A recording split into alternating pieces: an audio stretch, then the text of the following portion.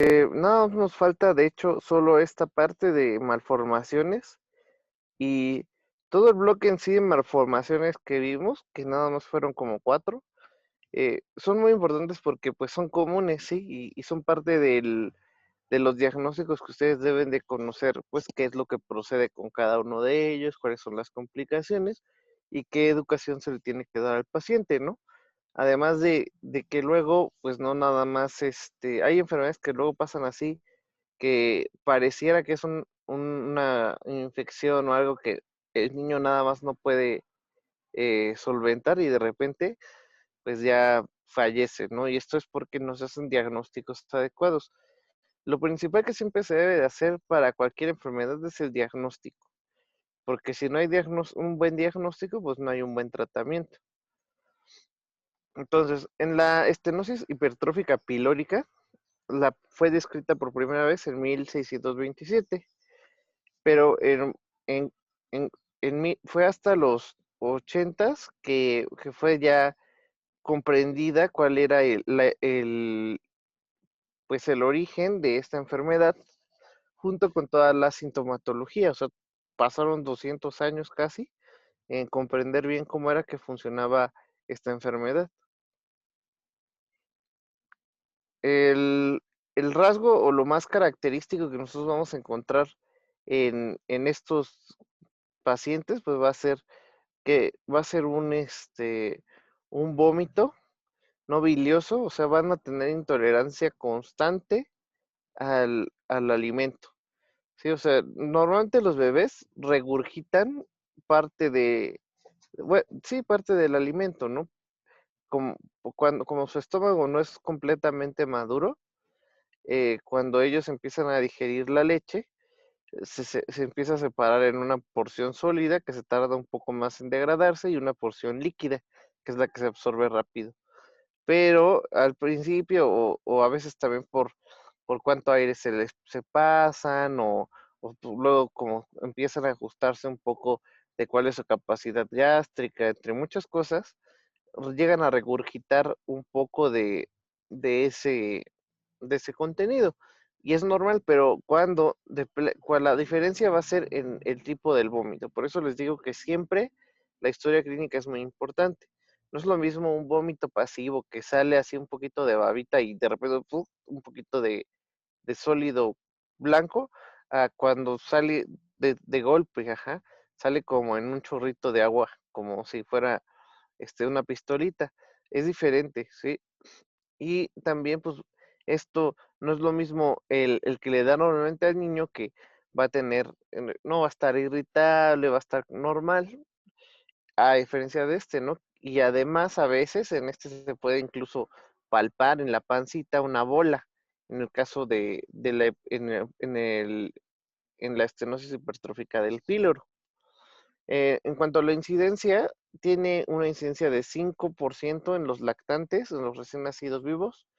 Es más común en personas de raza blanca con ascendencia de Europa y menos habitual en personas negras y mucho más eh, inhabitual en personas asiáticas.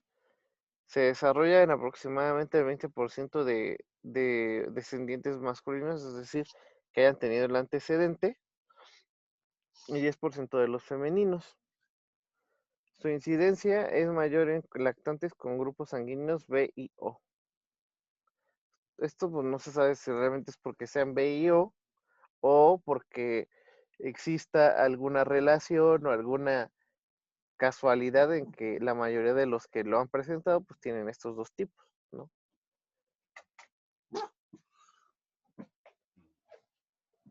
En cuanto a la epidemiología, la estenosis del píloro afecta pues a los recién nacidos, ¿sí? O sea, los recién nacidos y lactantes.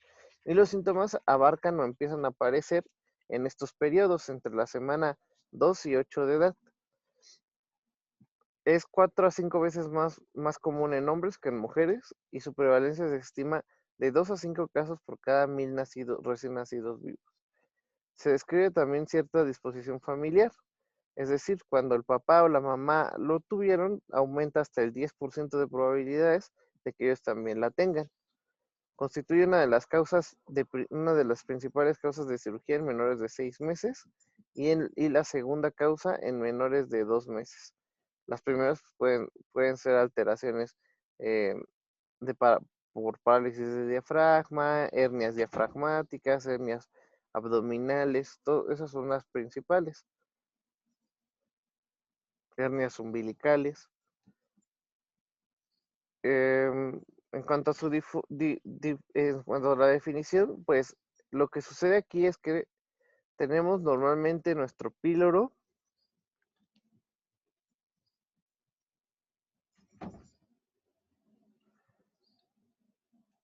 Esperen, déjenme pongo no molestar porque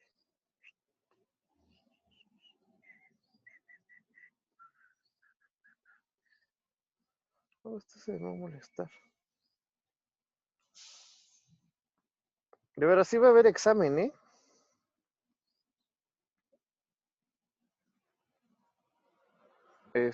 No crean que no va a haber examen, nada más vamos a ver rápido este tema y ahorita ya empezamos con el examen, ¿vale?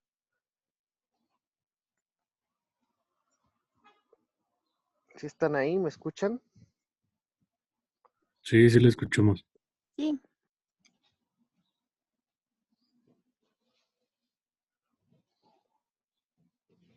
Entonces nosotros tenemos el píloro. El píloro es la entrada en la que acaba el estómago y va a iniciar el duodeno, ¿sí? Es la entrada del duodeno, ¿sí? Entonces, esta parte está angulada y nosotros vamos a tener, si nosotros le hiciéramos un corte transversal a ese píloro, en la parte sana del duodeno vamos a ver que está así. Y si nosotros analizamos las paredes musculares, pues no vamos a encontrar que los músculos se encuentran indispersos, que no hay un crecimiento excesivo, ¿sí? Todo se encuentra en sus capas adecuadas. Pero si nosotros tomáramos una muestra de donde está la hipertrofia, que es en el píloro, nosotros vamos a encontrar un abultamiento en este tipo, ¿sí? Y se llama hipertrofia porque aquí lo que sucede es que no aumenta el número de células, sino que las células que se encuentran en el píloro incrementan su tamaño, no su número, ¿sí? Y esto condiciona que la luz en la porción que va a ingresar al duodeno, pues aumente la presión y disminuye el paso del estómago hacia el intestino delgado. Entonces, por eso, de aquí viene toda la fisiopatología. Por lo mismo, si aquí hay un orificio que ha disminuido y que no se relaja, ¿qué es lo que va a pasar? Pues va a estar aumentando constantemente la presión estomacal.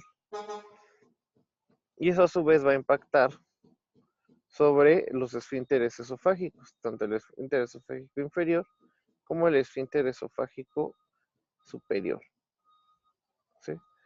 Entonces, aquí lo que vamos a ver es que constantemente con el movimiento, con cualquier aumento en el volumen, pues va a haber más presión y va a haber regurgitación.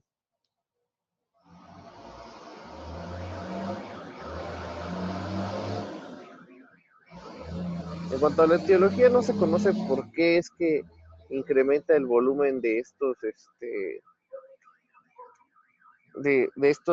sujetos, y lo que se cree es que se desarrolla después del nacimiento, no antes, o sea que estos cambios aparecen ya nacido.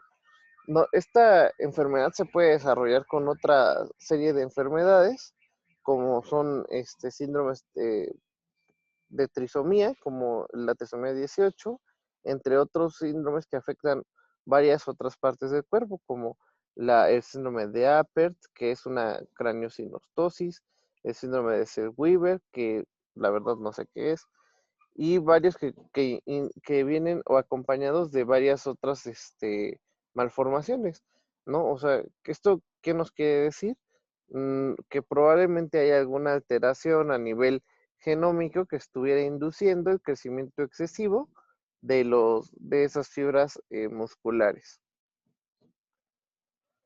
En cuanto a su etiología, se ha visto también que la eritromicina aumenta la probabilidad de que aparezca esta enfermedad cuando se llega a administrar en los neonatos. Se ha encontrado que también es debido a una inervación muscular anómala que tiene eh, un estímulo excesivo sobre las fibras musculares que hace que estas crezcan de más. También se ha visto que hay un aumento en las concentraciones de prostaglandinas, junto con una secreción excesiva de gastrina y menores concentraciones de óxido nítrico, que es un relajante muscular a nivel del píloro. A su vez, esto se cree porque el óxido nítrico es un mediador de bueno, perdón, de la dilatación muscular, y cuando pues este está disminuido, pues no hay una adecuada dilatación muscular, bueno, relajación. En cuanto a las manifestaciones clínicas, como ya les había platicado, lo más característico va a ser el vómito no bilioso. ¿Esto qué quiere decir? El vómito va a salir con contenido gástrico, porque nada más se queda hasta el estómago. Si la alteración fuera más abajo, pues nosotros lo que podríamos encontrar pues sería un gasto color verdoso, ¿sí? Hay una pérdida constante de líquido y lo más común la complicación más común que nosotros vamos a tener pues va a ser deshidratación, que se puede acompañar de una acidosis hipoclorémica con hipocalemia, ¿sí? Es decir, van a alterarse tanto eh, como van a disminuir los ácidos porque los están ustedes aventando, bueno, los bebés los están aventando a través de el vómito, pues va a haber una disminución en el cloro y por lo tanto esto va a tener una afección sobre los niveles de plasma del ácido. Entonces, esto va a condicionar a que haya una alcalosis metabólica. La ictericia se va a asociar con nivel disminuido de glucuronil transferasa, que es una enzima que se encuentra a nivel de glóbulo rojo y a nivel de hígado, que va a permitir la degradación adecuada de, de la hemoglobina. ¿Qué más se puede sentir? Como les había platicado previamente, en el abdomen ustedes pueden percibir a veces, esto no es todo el tiempo, no es en todos los casos, pero se puede sentir a nivel de epigastrio, punto al reborde hepático, se puede sentir que es ahí donde estaría el píloro, acá por debajo de la apófisis gifoides, como a 2 centímetros más o menos, se va a poder sentir una bolita como en forma de aceituna o de almendra en esa sección. Además, pues va a tener dolor abdominal, náuseas, distensión e incluso puede tener sangrados. El diagnóstico se va a hacer por por imagen, principalmente. O sea, la confirmación del diagnóstico, porque ustedes van a hacer todo esto al principio clínico, pero obviamente necesitan también ver cómo están todas las afecciones para ver pues cuál va a ser el plan quirúrgico. Aquí, por ejemplo, en esta imagen que ustedes ven a su derecha, pueden observar que además de la estenosis pilórica, que es esta parte que se ve aquí como una puntita de lápiz, se ve también aquí que tiene estenosis esofágica, ligera, pero sí la tiene. Entonces, el diagnóstico se puede hacer así o se puede hacer con un ultrasonido abdominal. Cualquiera de las dos puede funcionar. Ahora sí que la que se tenga más al acceso, ¿no? De preferencia, o sea, si tienen las dos, se va a tener preferencia sobre la ecografía. Cuando se efectúan estudios con contraste, pues ya se puede ver, lo que van a ver es que va a haber algo que se llama signo del tracto doble, que va a hacer la existencia de un canal pilórico elongado, es decir, nosotros ya no vamos a percibir adecuadamente la curvatura que habría aquí normal del duodeno, y va a haber un paso muy pequeño de líquido hacia el mismo.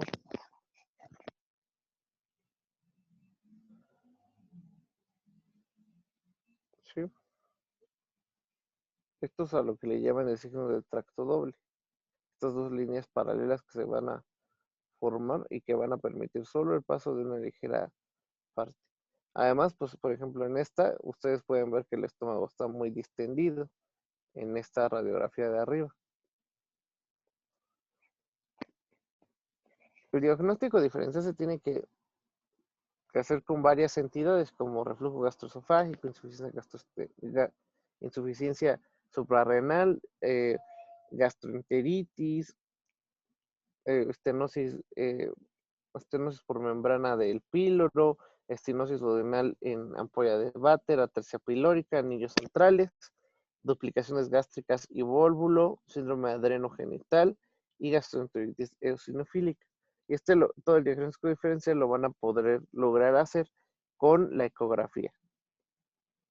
En cuanto al tratamiento, pues se deben, lo que pues, nos toca a casi a todos, pues es la reposición hídrica y ácido base antes de la operación.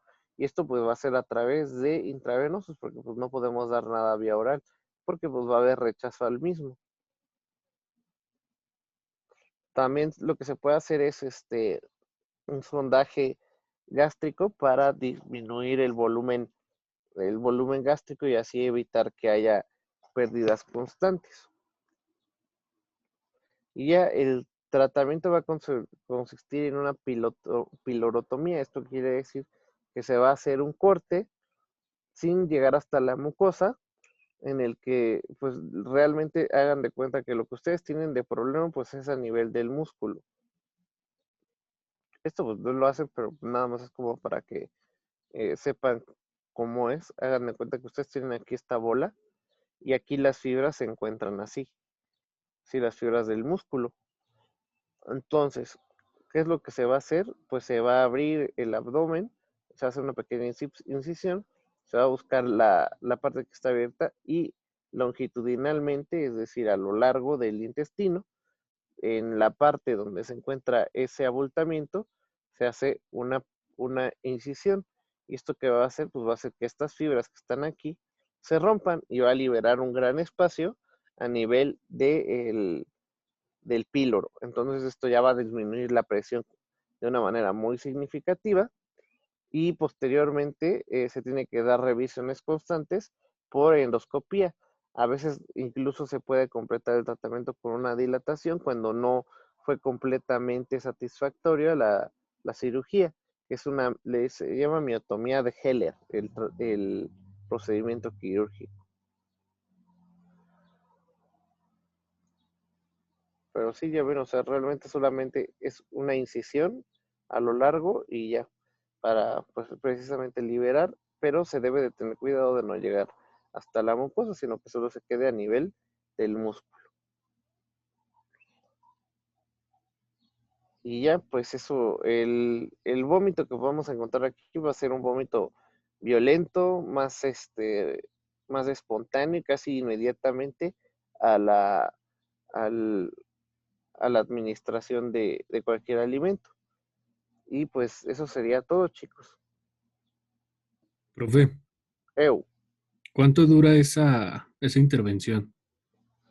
pues depende cómo sea el acceso. Si es abierta, puede durar menos de lo que sería la paroscópica. Pero también depende mucho de cuántas ya haya hecho el cirujano, si se especializa en, este, en abdomen. Varía mucho, puede variar entre 2 horas o 4 o 6, de acuerdo a las complicaciones que haya. Si hay adherencias, si no hay adherencias. Sí, ¿Y, pero pues generalmente es un procedimiento corto, o sea, el promedio ha de estar como en hora 20 minutos, ujú. ¿Y puede haber más de dos juntas? como que dos juntas. Ajá, dos masas, por decirlo así. No, no, no, no porque pues el píloro solamente es una parte, o sea, No, no puede o haber sea, dos más. Esa o sea, masa abarca todo el píloro. ujú. O sea, sí, pero, o sea, lo que me refiero es de que, ay, que ¿cómo se lo explico? Que tenga esa hipertrofia en dos lugares diferentes, Ajá, más o menos así. pues no, no se ha descrito eso. Ok. Sí, o sea, igual, o sea, de que no, no digo que no se pueda, pues, o sea, hasta ahora no se ha descrito que exista eso. Pero pues igual y sí, o sea, sería de revisar algún caso en especial. O sea, nosotros casi siempre en cualquier enfermedad vamos a hablar de, de lo que se repite más estadísticamente. Sí, o sea, casi nunca tocamos las excepciones, a menos que pues, sean enfermedades que sean constantes o así, pero aún así, entre las constantes hay que revisar, digo, entre las que son raras hay que revisar cuáles son los signos constantes o así, porque siempre va a haber presentaciones extrañas de las enfermedades. No todas se van a presentar exactamente igual que, o sea, incluso si nosotros revisamos un simple resfriado, nosotros vamos a ver que los síntomas varían mucho entre persona y persona, porque pues es algo que tú refieres, entonces cada quien va a experimentar las enfermedades de manera distinta, por eso es que sí, siempre dicen eso, ese dicho es muy común, el de no hay enfermedades sino enfermos, porque pues sí varía mucho. Bueno, en el caso de los niños, pues es igual un poquito más complejo, pues ellos no te dicen qué o así, pero de todas maneras siempre se busca como lo más común, lo que más pasa constantemente. No sé si tengan alguna otra duda. Creo que ya no. Bueno, entonces cierran aquí. Más bien, les voy a cerrar aquí y les voy a abrir ya el examen para que se conecten a hacerlo, ¿va? Sí, está bien. Bueno, nos vemos. Bye. Bye.